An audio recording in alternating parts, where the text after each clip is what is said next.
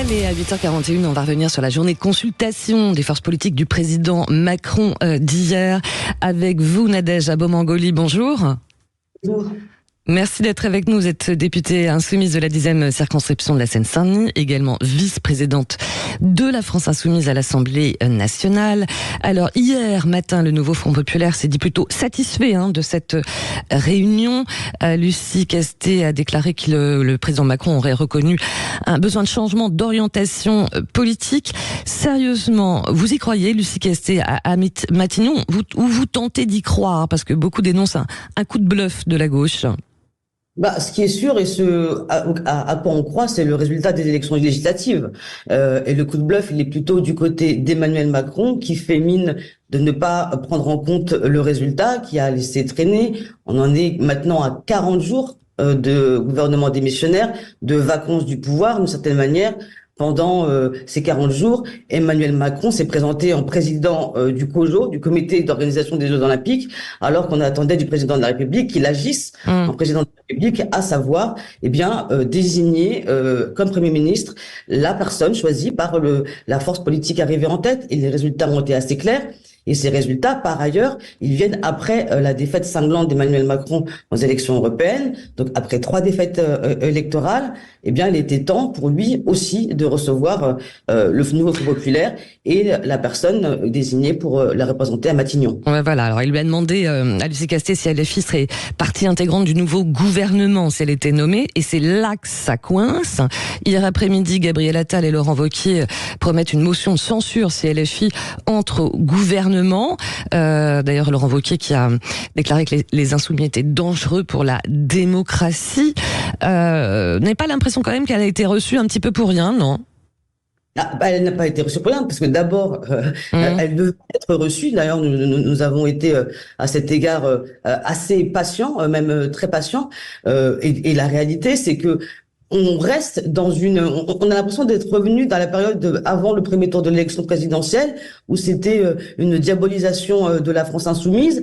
Et ensuite, au second tour, là, évidemment, quand on a eu besoin des voix de la France insoumise pour faire élire ses propres parlementaires, là, c'était plus un problème. Je rappelle par ailleurs qu'avant le premier tour, Gabriel Attal ou même Gérald Darmanin indiquaient que si le RN arrivait en tête, il allait à Matignon. Donc, quelle est la situation? On nous dit que LFI, c'est pas possible. Et d'ailleurs, LFI au sein d'un gouvernement, pas à Matignon, mais que le RN, cela aurait été possible.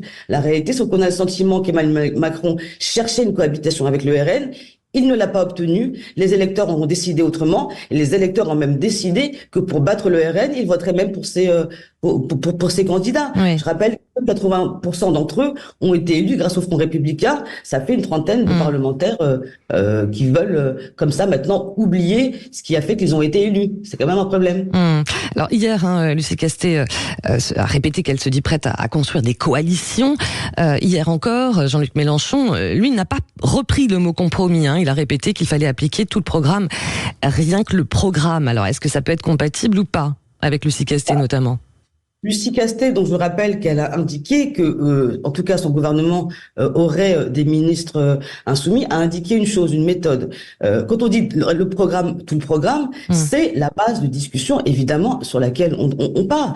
Je rappelle le fonctionnement du travail parlementaire. En fait, au début, il y a un projet de loi. C'est ce qui est l'application d'un programme. Et puis ensuite, le Parlement travaille à ses compromis, ses amendements. C'est ça, en fait, qu'on dit. On dit que nous, on veut remettre le Parlement au cœur du dispositif politique dans ce pays. Un Parlement qui a été martyrisé à coup de 49-3, à coup de débats contraints au sein de l'hémicycle. Nous, ce qu'on veut remettre au cœur, c'est la méthode parlementaire, mais une méthode parlementaire sur une base claire, qui est la base de notre programme. Alors, si Emmanuel Macron exclut de nommer Lucie Castet, Manuel Bompard a annoncé que vous déposeriez une motion de censure contre le gouvernement et envisagez à nouveau la procédure de destitution du président, sachant d'ailleurs que le PC, le PS, même Lucie Castet s'y oppose. Alors, ils ne s'y opposent pas. Ils ne s'y opposent pas. Ils ont indiqué... Ils désapprouvent quand même. Non, ils ne s'y pose pas. En fait, eux, ils parlent de motion de censure. Donc, la motion de censure, c'est un élément, c'est un élément de guérilla parlementaire, si je puis dire. Mais la procédure de destitution, c'est un élément de guérilla à l'égard de l'exécutif. Et la réalité, c'est que il y a deux visions différentes. C'est-à-dire, la motion de censure, c'est remettre au Parlement le problème, alors que le problème n'est pas au Parlement. Le problème est à la tête de l'État. Et c'est ça qu'indique la procédure de destitution. Donc nous, on a une méthode, on a les mêmes objectifs, en tout cas imposer que le président respecte le choix des électeurs. On a un même objectif, on a des stratégies différentes. Moi, je pense que la procédure de destitution, elle a cet avantage qu'elle remet dans le débat public la question de la séparation du pouvoir, la question du rôle du Parlement et la question des manquements du président à l'égard de ses obligations par rapport aux institutions de notre République. On est quand même dans une situation inédite, c'est du jamais vu. C'est d'ailleurs regardé de manière hallucinée à l'extérieur de nos frontières, c'est-à-dire qu'en Allemagne, en Angleterre, en Italie, enfin tout le monde aujourd'hui se demande ce qu'il se passe en France. C'est inédit et c'est inacceptable. Alors, dernière petite question, Nadège Abomangoli. Là, c'est les amphis de l'EFI qui ont lieu jusqu'à dimanche à Valence. Vous y êtes peut-être, j'imagine. C'est quoi l'ambiance? Vous y croyez vraiment? Alors l'ambiance, c'est une ambiance à la fois studieuse et à la fois joyeuse, puisqu'on est plus de 3000. Donc déjà c'est un nombre d'inscrits impressionnant, plus de 3000, sans compter les bénévoles.